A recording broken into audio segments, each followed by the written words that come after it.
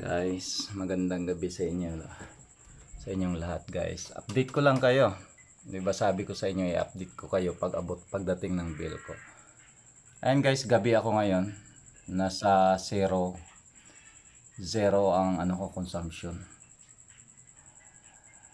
Dahil solar ang gumagana ngayon. Ang akon yang ayan ang ko ngayon, no, yung kinain ko sa buong maghapon kasi nag-reading kaninang umaga mga 8 AM. Ang binayaran ko nasa 200 plus na lang. Bali, ayan ang maghapon ko na consumption, 0.19 maghapon yan. Gumagana ang freezer, electric fan, ilaw, sound. Yan. Ngayon, ito ngayon ang gumagana ko, ang solar ko. Ayan, 26 volts na dahil ginawa ko ng 24 volts na to ngayon guys. Sa tulad ko guys na mahirap lang ako guys, wala kasi akong trabaho. Pinagkakitaan ko lang dito ay sari-sari store. Mahirap yung sumisikap ka na kumita tapos mapupunta lang doon sa bayaran sa kuryente. Kaya kahit papano sinisikap ko na nagbuo ng solar panel. Ini-inspire ko ang mga katulad ko rin dyan na mga mahihirap na gustong makapag-ipon at makatipid. Kaya yan guys. Bali ayan, 24 volts siya ngayon. Tapos step down ako guys, nag-step down ako 12 volts. Ayan ang power consumption ko ngayon, 11 watts lang, nakapatay ng ibang ilaw ko. Kasi malapit na kayo matulog, sirado na rin yung tindahan ko. Ayan. Ayan 26 volts, hindi. Ayan 26 volt ang ang input mula dito. Kasi 26. Tapos ang output naman nito palabas ay 14 volts. Sinit ko lang sa 14 volts. Yan naman ang dumadaloy papunta doon sa electric fan. Yan. At saka sa ilaw. Ito ang amperahe na ginagamit ko, mga ayan. 0.8 yan. Ito ang power ko. 11.2 watts. Magdamag yan guys. Ang electric fan gumagana, magdamag yan. Actually hindi naman ako nalulubat guys. Bali alas 9 ng umaga at saka hanggang alas 10 full charge na yan ang ang baterya ko yan. Full charge na yan. Dahil malaki ang panel ko pala, ialanganin tong baterya ko sa ganyang kaliit. Hindi ko pa kasi kaya bumili ng maraming baterya. Ang ginawa ko guys, ito naman ang ginamit ko. Nasa 48 volts to ang aking solar panel eh. So medyo malakas talaga siya. Kaya itong ginamitan ko muna nito. Ito.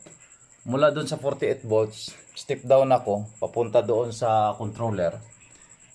Pinababa ko ng mga basta ang full charge nito nasa 28 volts.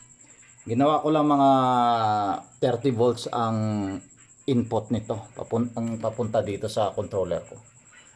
Guys.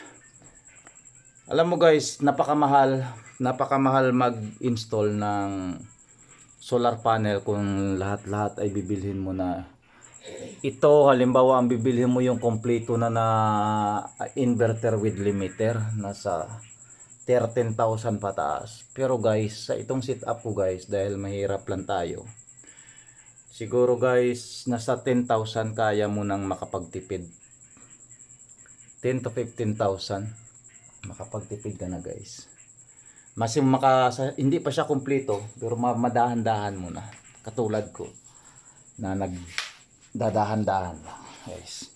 Ito guys, ipakita ko guys ang bill ko. Hindi na guys kailangan guys ang limiter, dagdag gastos lang na guys, ang dagdag lang yan gastos ang limiter. Ito guys, ipakita ko sa inyo ang may bill. Ang bill ko nga hinahanap sana yung umaabot ako na 1,800, kaso lang hindi ko na nakikita. Kaya ito ipakita ko sa inyo ang dati kong mga ito. Yan. Saan bang date nito? Ito November, itong ng November. Yan, November 2023. Ayan guys, ang consumption ko guys 79 kilowatts. Mura-mura pa dati no, ng parang hindi pa umabot ng 13, pero nasa 972 ang binayaran ko, 0.61. May solar na ako niyan guys ha. May limiter na ako niyan. May limiter na ako. Tapos nung may limiter ako, ang ginawa ko, dahil hindi pa ako satisfied, ginawan ko ng controller guys. Itong controller na ito guys. Yan, itong ginawa ko para hindi panay cut off ang limiter ko sa bawat pag wala kasing controller guys, malakas yung pasok ng ng solar, ng current mula sa solar panel. Ang trabaho ng limiter dahil nag-i-export, panay niya cut. So every 5 seconds ika-cut niya para hindi siya makapag-export. Ang nangyayari, bawat cut niya doon naman sa kumukuha ng kuryente doon sa Meral ko naman. Ito guys, napakita ko na sa inyo. Ayan. Nung may limiter na ako guys, 739, ginawan ko ng controller mula sa 1,000 plus sa 972, ayan, 972. Hanggat sa nagawan ko na ng control, may limiter na ako. Ito na siya, 739. Tapos ginawan ko ng controller, ganun guys. Ang niya, panay cut din kasi kahit na kinokontrol mo na. Kaya guys, ang ginawa ko guys, tinanggal ko na yan ang limiter. So nung tinanggal ko ng limiter, ito lang guys, ang mayon lang yan, ayaw focus lang. February yan, 2024. Yan, na billing namin. Ito lang to, kanina lang to. Ayan guys, ang consumption ko 16.0. 16 ang ayan, ang 16 kilowatt lang, 228. Tingnan mo guys kung gaano kalaki ang natipid ng hindi na ako gumamit ng limiter. Yan. Yan guys, kaya yun, gusto ko lang iparating sa inyo na ang limiter hindi naman talaga siya kailangan talaga. Guys,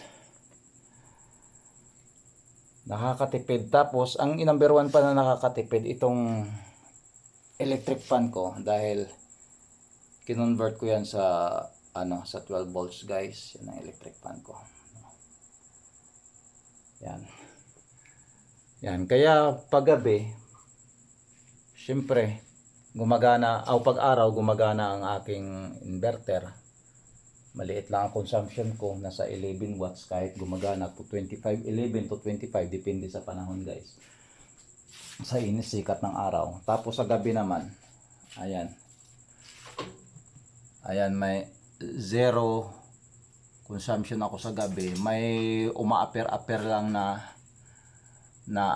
point kasi napag-usapan na namin to ng Meralco na kailangan daw to i-calibrate ang ko kasi dapat ang ko nasa 13 lang yan nasa 13 kilowatt lang dapat nun bago mag-reading. Pag hindi nagtutugma guys sa sa nila sa metro, sa akin 13 dun, sa kanila 16. Yan. Kaya yan nireklamo ko na yan at alam na rin nila yan.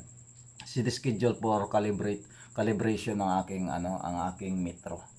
Tingnan mo, kahit walang ginagamit pero may nag-a-appear. Hindi ko lang alam bakit. Ayan guys. Pag i-transfer ko naman sa dahil naka-automatic transfer naman to, kung halimbawa nalubat ako, pag pinindot ko to, i-off ko. Ayan, pag i-off ko yan. I-off ko, yan. Yan, zero na siya. Zero na ang ko sa naka-off na sa solar. Doon guys sa metro ko, papatak yan doon. Yan. Pumatak na. Mayroon na siyang 9.3 watts na kinakain. Yan. Yan guys. Pag pag i-on ko naman ulit yan, halimbawa, naka-recover ng baterya ko, magta-transfer siya sa solar. Ayan. Magkakaroon na ulit ng consumption. At doon, magsi-zero na naman ulit yan. Yan. Zero na naman ulit. Ito kasi, watts meter to ng electrical ng Meralco. Yan. Ito naman ang dito ko, yung sa solar yan. Pero mangyayari lang yan guys, magagamit yan ang kuryente ko pag sa electrical ko pag nalubat to, pag na shutdown. Yan. Tulad nyo guys, kahit itong main ang patayin ko, halimbawa namatay ito. Yan. Ay, mali. Ito pala. Saglit lang. Ito, mamatay ito. Yan. Hindi pa rin ako mawawala ng kuryente, ng ilaw kasi naka-back up si automatic na naka-back up si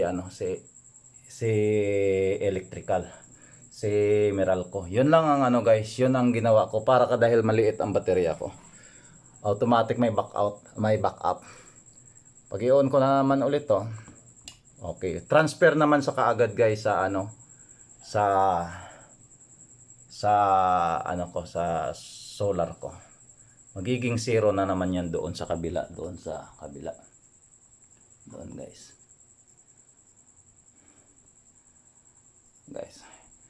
Marami pa sana ako guys mga dapat gawin. Gusto ko nga sana i-finalize ko na ni lahat para maipakita ko sa inyo at gawan ko ng circuit diagram para mai-share ko rin sa inyo kung anong gusto nyong malaman.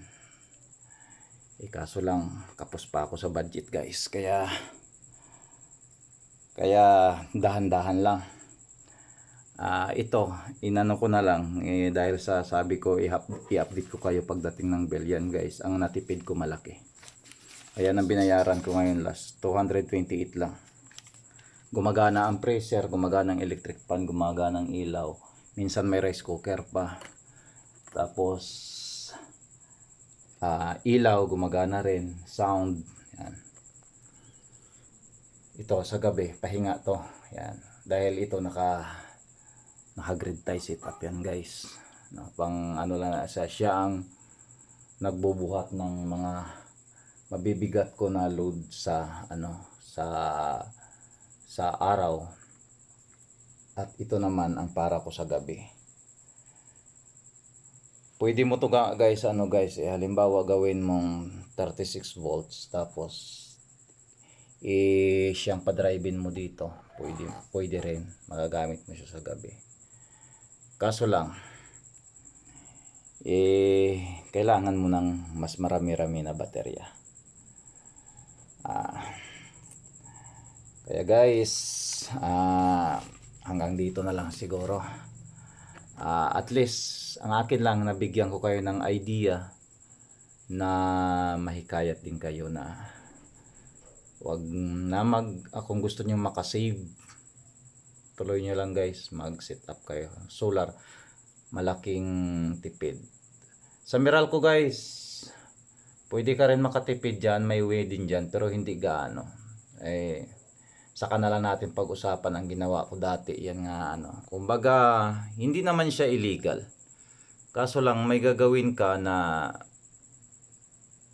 gagawa ka ng sarili mong ground. Yung ground ng montador wag mong gamitin, magawa ka ng sarili mong ground. Pero konti-konti lang matitipid mo guys, hindi man masyadong epektibo talaga. Iba pa rin ang may set up ka na solar.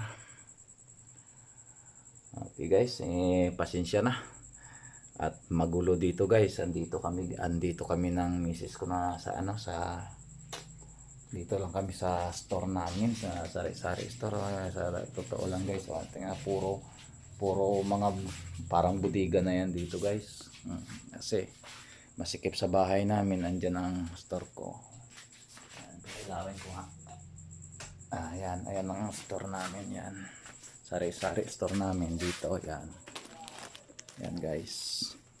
Ito lang guys pinagkikitaan ko guys. So kaya ako nagpilit na mag solar guys. Isipin mo guys, konti-konti lang ang kita mo, tapos mapupunta lang doon sa bill mo.